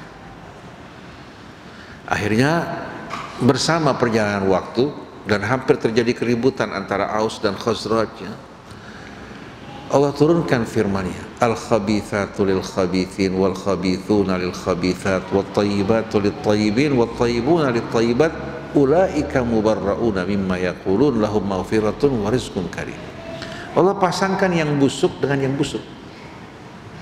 Wanita busuk dengan pria busuk dengan wanita yang busuk. Tapi wanita yang baik dipasangkan dengan pria yang baik. Begitu pula sebaliknya. Mungkin orang bertanya, lu bagaimana antara Nabi Nuh dan istrinya, Nabi Lut dan istrinya, Fir'aun dan istrinya? Betul tidak? Kira-kira Nabi Nuh waktu menikahi wanita ini sudah menjadi Nabi belum? Sudah menerima wahyu belum? Kalau dia sudah menerima wahyu menjadi Nabi, mungkin nggak dipilih wanita kafir? Mungkin enggak? Begitu juga Lut. Dia menikahi seorang wanita, kalau pada saat itu, ya, katakan apa? Pada saat itu dia betul-betul merupakan apa? Seorang nabi, ya, yang soleh, dia pasti akan pilih juga pasangan yang soleh. Berarti ada sebab tertentu. Kemudian Fir'aun ketika menikahi Asia, Asia sudah beriman belum? Begitu Asia beriman, dia nggak sanggup lagi bersatu dengan Fir'aun. Dia mengatakan, Rabbi najjini min Fir'auna wa amalihi wa najjini minal qaumidz zalimin. Sampai dalam riwayat dia tidak mau lagi disentuh oleh Fir'aun. Sampai Fir'aun mengancam dirinya untuk menyalib dirinya. Rabbi bil indaka baitan fil jannah wa najjini min Fir'auna wa amalihi wa najjini minal qaumidz zalimin. Wahai Tuhanku, bangunkan untukku rumah di surga. Selamatkan aku dari Fir'aun dan perbuatan-perbuatannya, termasuk yang berhubungan dengan hal-hal yang tidak benar, dan selamatkan aku dari orang-orang yang zalim. Nah, ini kembali kepada wanita yang terkena fitnah. Begitu Allah membersihkan Sayyidah Aisyah dari tuduhan tersebut, Abu Bakar bersumpah untuk tidak lagi membantu mereka-mereka yang terlibat dalam fitnah. Di antara mereka yang terlibat, sepupu Abu Bakar yang bernama Mistah bin Utsatsah, yang selalu dibantu sama Abu Bakar. Makin menyakitkan enggak? Ditambah lagi sebagian orang muhajirin ikut terlibat dalam memfitnah Sayyidah Aisyah. Akhirnya Abu Bakar bersumpah untuk tidak lagi membantu mereka yang terlibat dalam fitnah yang keji tersebut. Apa tanggapan Allah? Allah Subhanahu wa taala berfirman, wala ya'tali ulul fadli minkum was-sa'ati an yu'tu ulil qurba wal yatama wal masakin wal muhajirin. Ala tuhibbuna an yaghfirallahu lakum falyafu wal yasfahu ala tuhibbuna an yaghfirallahu lakum wallahu ghafurur rahim. Orang yang diberikan kelebihan keutamaan, hendaknya mereka tidak bersumpah untuk tidak membantu kaum kerabat mereka, atau orang-orang miskin, atau orang-orang yang berhijrah di jalan Allah Subhanahu wa ta'ala. Mereka diberikan keutamaan kelebihan oleh Allah, dan putrinya juga diselamatkan Allah dengan apa? Membersihkan dirinya dari tuduhan tersebut. Ini kan keutamaan. Sedangkan yang memfitnah, mereka mempermalukan dirinya. Maka Allah Subhanahu wa ta'ala mengatakan, falyafu wal yasfahu. Maafkan, lupakan, jangan diingat lagi. Ala tuhibbuna an yaghfirallahu lakum. Apa kalian tidak ingin mendapatkan ampunan dari Allah? Begitu turun ayat ini, langsung Abu Bakar membayar kafarat sumpahnya kembali memberikan kepada orang yang pernah terlibat dalam fitnah, bahkan menambahkan untuk mereka. Dilakukan untuk siapa? Karena Allah, untuk kepentingannya. Allah janjikan ampunan atas dosa, siapa yang nggak mau? Sedangkan kalau dia berhitung bersama orang yang memfitnah, apa yang dia dapat? Ibu mau nggak berhenti di akhirat? Tiap langkah berhenti, urus sangkut paut kamu dengan fulan. Baru jalan sebentar berhenti lagi, urus sangkut paut dengan fulan. Mau nggak ibu sekalian? Apa ibu mau langsung berkumpul bersama Rasul? Nah, orang-orang yang mau berjalan dengan mudah di hari akhirat nanti, hendaknya di samping bertobat untuk dirinya dan kesalahannya, maafkan orang yang pernah berbuat keburukan terhadap dirinya, lupakan semua perbuatan mereka. Dengan sikap seperti ini kita harapkan mereka kembali kepada Allah dan mereka menyadari akan kesalahan mereka seperti yang dilakukan Nabi kita Muhammad SAW. Jadi kalau kita lihat Allah, mengharapkan ridha Allah, janji Allah yang begitu besar, tidak akan berat bagi kita untuk melupakan, memaafkan kesalahan orang. Kata wal ya'fu wal yasfahu, di samping menghapuskan ya, dari hati kita, juga kita hadapi mereka dengan wajah ya, yang betul-betul apa? Penuh dengan senyum dan keramahan. Oleh karena itu kata musafahah nih dalam bahasa Arab, berjabat tangan, diambil dari kata safaha yasfahu tadi. Wajhun safih, wajah yang bagaimana? Wajah yang ceria, lawan daripada cemberut, muram dan asam. Kira-kira ibu bisa nggak memaafkan orang yang berbuat salah pada ibu, bagaimanapun besarnya, dengan janji ampunan dari Allah? Ada orang bilang nggak bisa Ustadz, sudah keterlaluan luar biasa. Lalu kita bertanya, kita punya dosa nggak terhadap Allah? Kita ini kalau dibicarakan keterlaluan nggak terhadap Allah? Rahmatnya turun, tapi banyak yang kita gunakan kemaksiatan, nikmat-nikmatnya kita terima, tapi kita pergunakan untuk maksiat.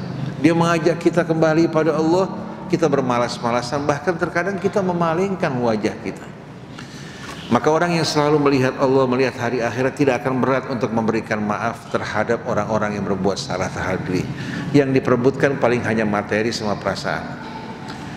Kita baru korban perasaan. Para sahabat Nabi dulu, keluarga Nabinya, di samping korban perasaan, mengorbankan darahnya, mengorbankan juga segala-galanya. Jadi kalau kita berhadapan dengan saudara kita dengan hati yang bersih, insya Allah hadirin sekalian, dia juga akan melakukan hal yang sama. Saya terkenang pada ucapan seorang soleh dan mujahid, Muhammad Husain Fadlullah, mengatakan, kalau kamu ingin menghapuskan kebencian di hati orang lain, mulai bersihkan hati kamu dari kebencian. Mulai kamu sikapi, hadapi orang dengan kebersihan hati, insya Allah kamu akan dapat betul-betul menghapuskan kebencian di hati manusia.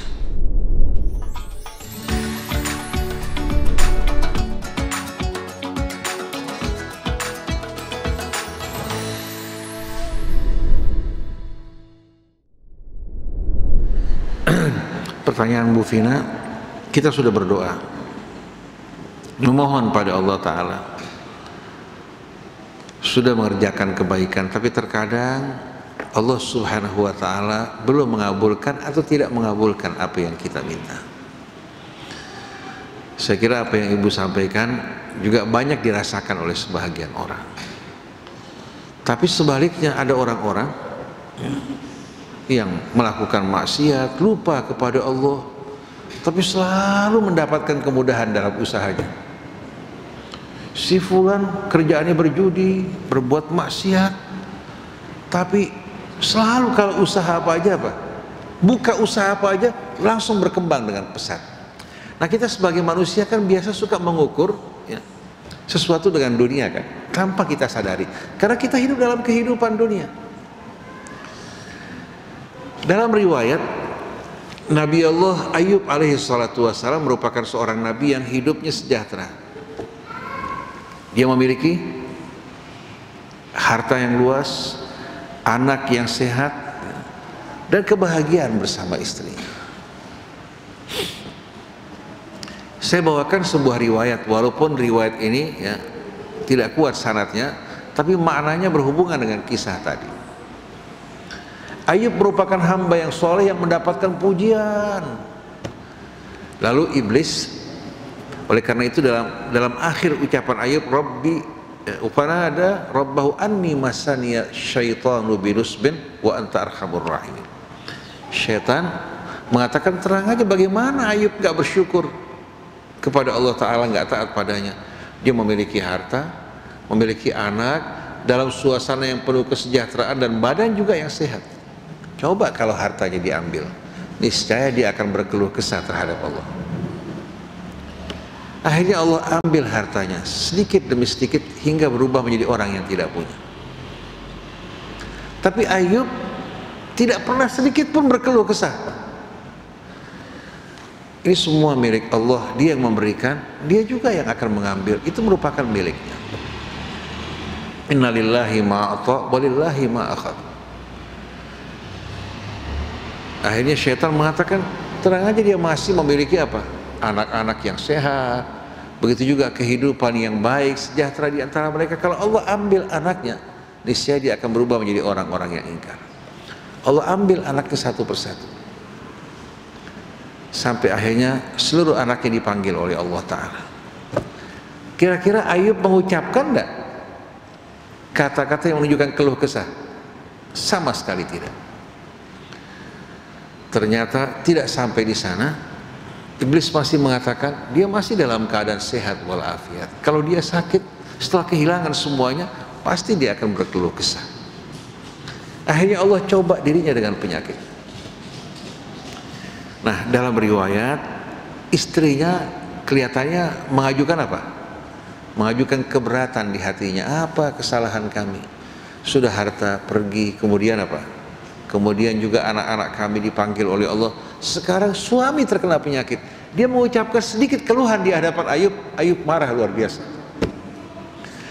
Dia bersumpah untuk memukul istrinya 100 kali pukulan kalau dia sehat.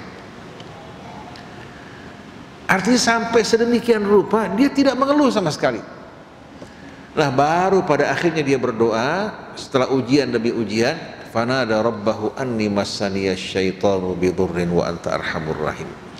Dia tidak mengatakan ya Allah kamu mencoba kami dengan penyakit, tapi dia mengatakan syaitan telah menyentuh aku dan menimpakan aku dengan keburukan dan mara bahaya, sedangkan engkau maha pengasih lagi maha penyayang. Allah perintahkan Nabi Ayub setelah mengabulkan doanya pada saat itu, wadrib birijlika, hentakkan kakimu orang yang sakit ini, hadza mughtasalun baridun wa syarab.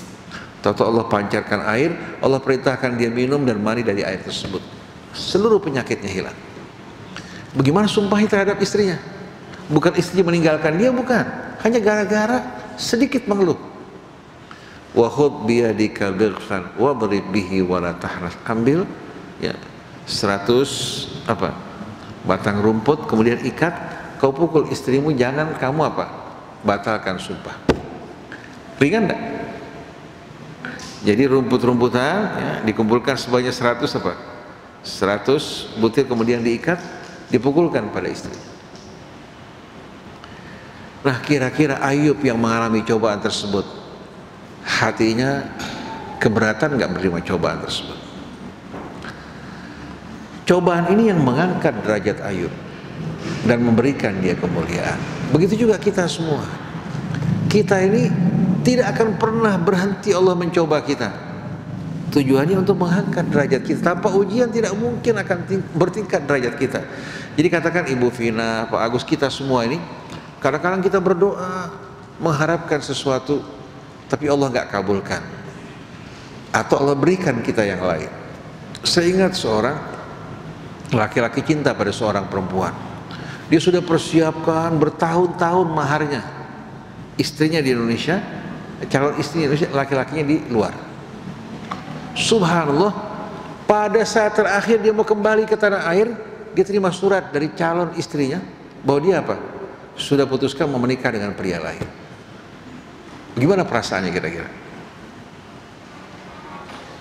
Bersedih nggak? Bersedih. Tapi subhanallah, waktu berjalan, ternyata apa? Pria ini Allah jodohkan dengan wanita yang lain yang membuat hidupnya lebih bahagia. Wanita yang sabar bersamanya, wanita yang soleh yang bisa menerima keadaannya. Allah berikan dia kebahagiaan. dengan pilihan yang Allah berikan pada kita. Belum tentu kalau Allah jodohkan dengan pilihannya akan baik. Terkadang kita minta sesuatu, sebetulnya itu membahayakan kita kalau Allah penuhi.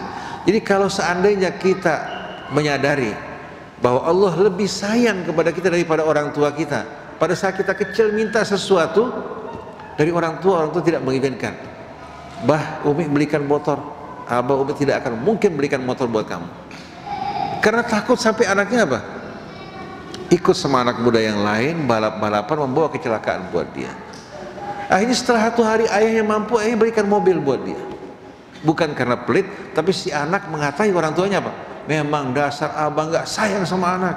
Umi nggak perhatian sama anak. Uang segitu aja nggak ada artinya, nggak mau dikeluarkan.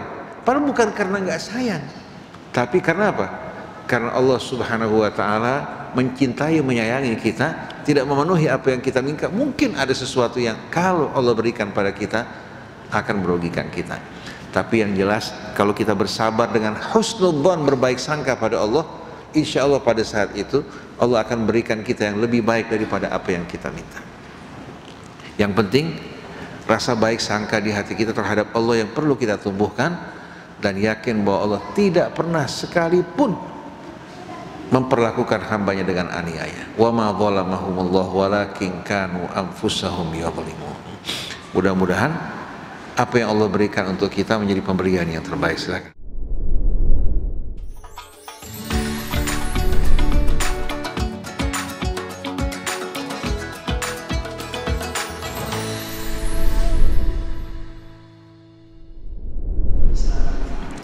Baik, dalam surat Al-Hujurat tadi, qalatil a'rabu amanna. Kaum A'rab Badui mengatakan kami telah beriman. Dijawab oleh Allah, qul lam tu'minu, sampaikan pada mereka kalian belum beriman. Walamma yadkhulul imanu fi qulubikum, keimanan belum meresap masuk ke dalam hati kalian. Walakin qulu aslamna, tapi katakanlah aslamna. Aslamna di sini apa? Aslamna di sini katakan kami baru masuk ke dalam Islam. Baru masuk ke dalam Islam. Kalau aslama yuslimu dalam arti dia sudah berserah diri, kita sebutkan fulan aslama wajhahu lillah, ya. Beda dengan kata qulu aslamna, katakan bahwa kami baru masuk ke dalam Islam, baru masuk pintu Islam. Tapi kalau arti aslama yuslimu dilihat dari tinjauan bahasa itu sendiri, seperti yang Allah katakan pada Ibrahim, idh qala lahu rabbuhu aslim qala aslamtu li rabbil alamin. Aslamtu li rabbil alamin di sini menggambarkan bahwa dia betul-betul mempasrahkan seluruh kehidupannya teruntuk Allah Rabbul Alamin. Lalu apa bedanya antara aslama dalam suratul Hujurat dengan kata muslim, wala tamutunna illa wa antum muslimun? Kata muslim ini menggambarkan orang yang memang apa? Sudah berserah diri kepada Allah. Karena kata muslim, ya, menggambarkan antara sifat dan zat menyatu.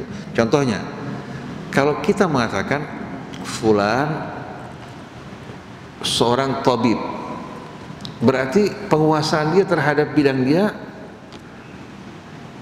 kira-kira sepenuhnya nggak sesuai dengan persyaratan. Katakan dokter umum, dia kuasai bidang dia, setelah diuji maka dikatakan sebagai seorang dokter atau tabib. Tapi kalau baru belajar kedokteran, dikatakan sebagai tabib belum? Dokter belum? Belum kan? Arti baru masuk sekolah kedokteran belum menjadi seorang dokter. Begitu juga orang yang baru masuk Islam sama orang yang telah berserah diri kepada Allah. Nah, kata muslim ini menggambarkan seorang yang betul-betul telah berserah diri kepada Allah, bukan hanya sebatas ucapan. Tapi yang dimasukkan Allah dalam suratul Hujurat tadi, baru masuk ke dalam Islam, Islam belum meresap ke dalam hatinya, sampai dia mentaati Allah dan Rasulnya, baru dia meningkat dari seorang yang masuk ke dalam Islam menjadi seorang muslim yang betul-betul beriman kepada Allah Subhanahu wa Ta'ala.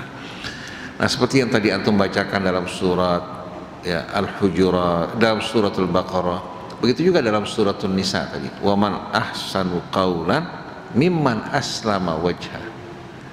Kalau aslama wajha bukan orang yang baru masuk Islam, yang betul-betul memang mempasrahkan seluruh hidupnya kepada Allah.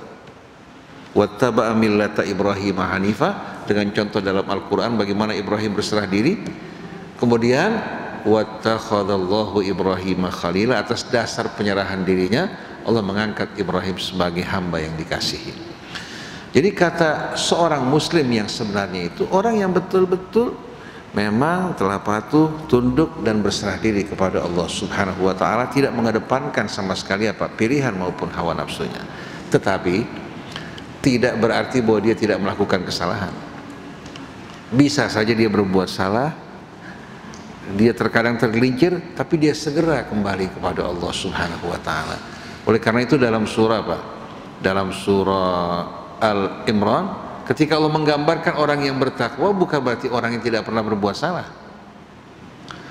Allah sebutkan walladzina idza fa'alu fahishatan aw dhalamu anfusahum dzakarullah fastaghfaru lidzunubihim wa may yaghfiru dzunuba illallah wa lam yusirru ala ma fa'alu wa hum ya'lamun.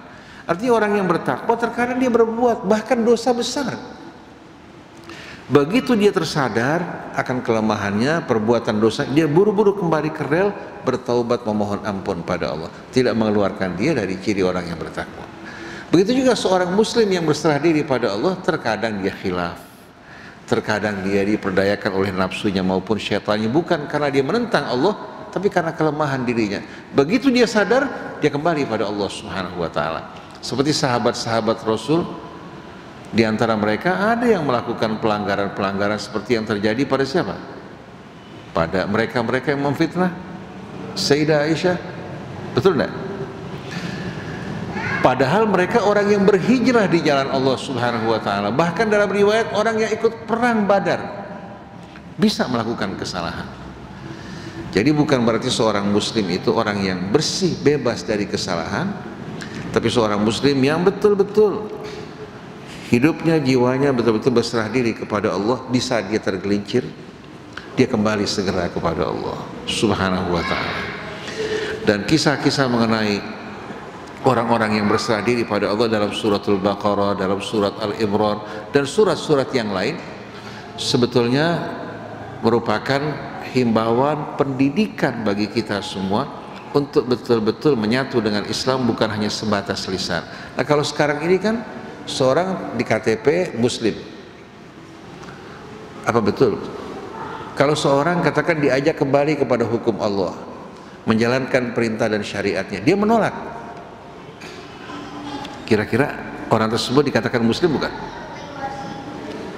Bagaimana dikatakan muslim dia menolak apa yang datang dari Allah Subhanahu wa ta'ala? Cuma sayang pendidikan Islam dan agama tidak menjelaskan esensi Islam itu sebagaimana yang diterangkan Al-Quran, tapi digantikan dengan akidah.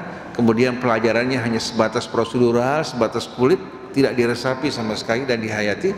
Akibatnya hubungan antara kita sama Islam hanya sebuah nama aja. Cukup dengan mengerjakan sholat, puasa, berhaji, ya, berzakat juga dengan zakat ala kadarnya pada bulan Ramadan, mungkin hanya zakatul fitri, sudah menjadi seorang muslim. Bahkan uniknya, dia mengaku sebagai seorang muslim, tapi berkata apa? Kalau kamu disuruh pilih antara Pancasila sama Islam sama Al-Quran, kamu pilih mana? Kok diharuskan memilih? Kan Pancasila merupakan nilai-nilai yang bersumber dari Al-Quran. Kalau Pancasila sebagai tandingan Quran, kita menolak untuk apa? Untuk menerima Pancasila. Tapi kalau Pancasila sebagai nilai-nilai yang begitu indah yang dipetik dari ajaran Allah, kita siap untuk mengamalkan. Tapi iman kita kepada Allah, kepada Rasulnya, kepada kitabnya, apa yang bertentangan dengan Alkitab, kita tidak dapat menerimanya kalau kita betul-betul mengaku sebagai seorang muslim. Jadi kita ingin pelajaran tentang Islam betul-betul masuk ke dalam intinya, menerangkan esensinya, kemudian menghubungkan dirinya langsung dengan Allah Subhanahu wa ta'ala, hingga nggak merasa bahwa dia ini seolah-olah didoktrin oleh gurunya, tapi betul-betul berhubungan langsung dengan Allah. Hubungkan dengan Al-Quran, dengan ayat-ayat yang mengajak dia merenung, berpikir. Kalau dari mulai kecil ditanamkan hal ini, saya yakin betul-betul apa? Saya yakin betul-betul akan berbeda keadaan kita.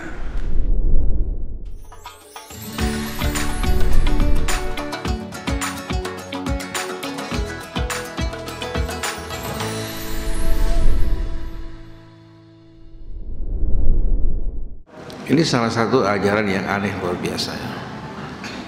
Hal-hal yang malah mengacaukan pemahaman kita, membuat akhirnya kita nanti mencari-cari siapa nama ruh Rasulullah SAW. Akhirnya mau tahu kode posnya berapa nanti untuk berhubungan dengan Rasul kan. Ini semua sebetulnya merupakan hal-hal yang tidak benar. Termasuk diantaranya ada ajaran yang mengatakan kita kalau baca Al-Fatihah harus hati-hati, jangan sampai nanti kita menyebut dan memanggil nama syaitan. Ada kanas katanya, ya apalagi?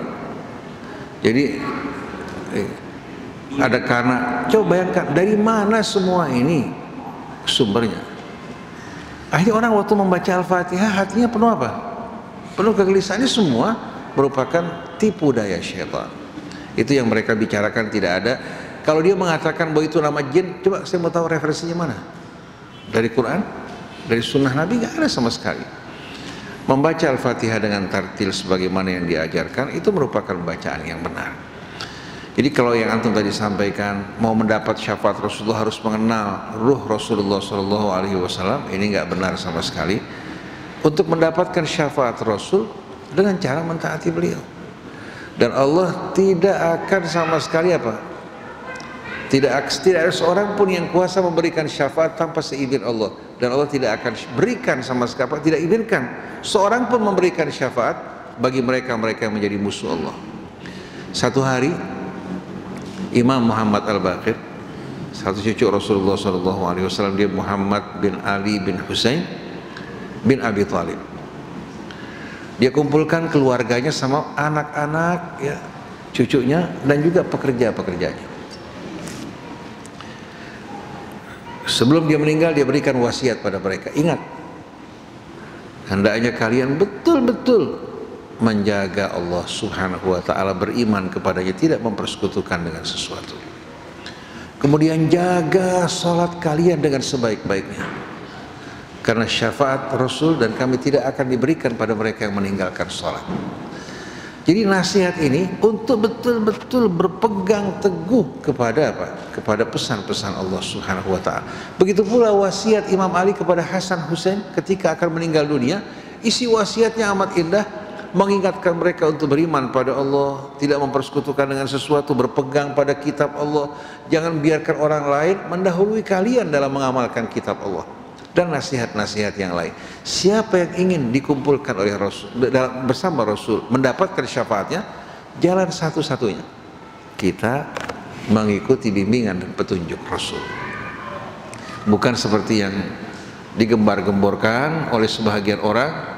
Cukup asal kita pada peringatan Maulid memperingati Maulid Nabi kita Muhammad SAW, Rasul akan memberikan syafaat buat kita. Begitu pula di sebahagian kalangan Syiah beranggapan apa? Mereka nggak sholat, sebagian yang nggak sholat, nggak menjalankan perintah Allah, tapi mereka bilang apa? Nanti Al-Husain akan memberikan apa? Syafaat bagi para pengikutnya yang mencintai keluarga Rasul. Ini semua ditentukan oleh Al-Husain. Dan ini bukan hanya menyebar di sebagian kalangan, hampir di setiap kelompok ada orang-orang seperti ini. Bahkan dalam ajaran Kristen, saya ingat James Coughat mengatakan apa? Yang berdialog dengan Ahmad Didat, siapapun yang beriman Yesus sebagai juru penyelamat, dia akan diselamatkan oleh Yesus. Nah, ajaran-ajaran seperti ini, ajaran-ajaran yang tidak benar. Orang kalau ingin mendapatkan syafaat Rasul tidak cukup hanya memperingati Maulid Rasul, tapi tidak meneladani Rasul. Maulid dibikin besar-besaran, tapi ajaran tuntunan Rasul diabaikan. Bagaimana mungkin akan mendapatkan syafaat Rasulullah SAW? Sebagai penutup, salah satu cucu Rasul, Musa bin Ja'far bin Muhammad, ketika dia berada di masjid, tahu-tahu mendengar saudara sepupunya mengatakan bahwa kami akan masuk ke dalam surga bersama Rasul dengan syafaat dan lain sebagainya, walaupun kami tidak melakukan ini dan lain sebagainya. Akhirnya Imam Musa Al-Kadzim ketika dengar ini langsung menghampiri sepupu itu. Kalau gitu kamu lebih mulia dari Rasulullah. Rasulullah sholat, menjalankan perintah Allah, berjuang di jalannya. Kamu hanya dengan enak-enakan uncang-uncang kaki akan masuk ke dalam surga. Jadi kalau kita lihat banyak orang yang terpedaya, tertipu oleh syaitan. Kalau orang mengaku sebagai pencinta Rasul, ikuti Rasul. Mengaku sebagai pencinta keluarga Rasul, ikuti, tapi dengan apa? Dengan mentaati tuntunan mereka, dan semuanya mengajak kepada Allah. Oleh karena itu orang yang mengaku sebagai ahlus sunnah, tidak ada satupun dari sunnah Rasul yang mengajak mereka untuk berpecah belah, bermusuh-musuhan. Begitu pula keluarga Rasulnya. Semuanya mengajak kepada Allah, mengajak kepada keimanan dan keislaman padanya. Maka semua seruan perpecahan, mengajak kepada kelompok dan golongan, tertolak, dan tidak akan selamat orang yang memandangkan seruan-seruan seperti ini. Allah mengatakan, al-yawma akmaltu lakum dinakum wa atmamtu alaikum ni'mati wa raditu lakumul islam madina wa man yabtaghi ghairal islami dinan falan yuqbala minhu wa huwa fil akhirati minal khasirin. Begitu juga innallaha astafa lakumud din fala tamutunna illa wa antum muslimun. Semuanya merupakan tuntunan yang jelas yang memiliki dasar dalam Al-Quran. Mudah-mudahan di masa akan datang di tengah umat Islam Indonesia bukan lagi akidah yang dikembangkan, akidah sufi, akidah salaf, akidah Asy'ariyah. Sampai seorang ustadz mengatakan, kalau kalian mau menerima lamaran untuk putri kalian, periksa akidahnya. Kalau akidahnya bukan Asy'ari, jangan terima. Antum bayangkan coba. Akhirnya menimbulkan perpecahan di antara umat. Seharusnya lihat akhlaknya, lihat keimanannya, ketakwaannya pada Allah, itu yang menjadi tolak ukur buat kita. Tapi kefanatikan telah membakar sisa-sisa keimanan dalam hati kita dan kecintaan di antara sesama kita. Demikianlah para jamaah sekalian, pada hari ini agak sedikit cukup panjang kita bicara. Mungkin ada sebagian yang kurang jelas, ada sebagian juga yang berlebihan. Mohon dimaafkan. Insya Allah besok kita akan fokus untuk mengkaji suratul Nahl dalam rangka untuk apa? Untuk betul-betul membuat kita mengenal Allah Subhanahu wa taala lebih jelas, tanpa ada sedikit pun apa? Tanpa sedikit pun ada kecurigaan atau syakwa sangka terhadap Allah Subhanahu wa taala. Insyaallah Ibu Fina, pertanyaan Ibu Fina nanti kita akan jawab melalui ayat-ayat Quran yang kita baca bersama-sama. Demikianlah, subhanakallahumma wa bihamdik, asyhadu an la ilaha illa anta astaghfiruka wa atubu ilaik. Wal afu minkum. Wassalamualaikum warahmatullahi wabarakatuh.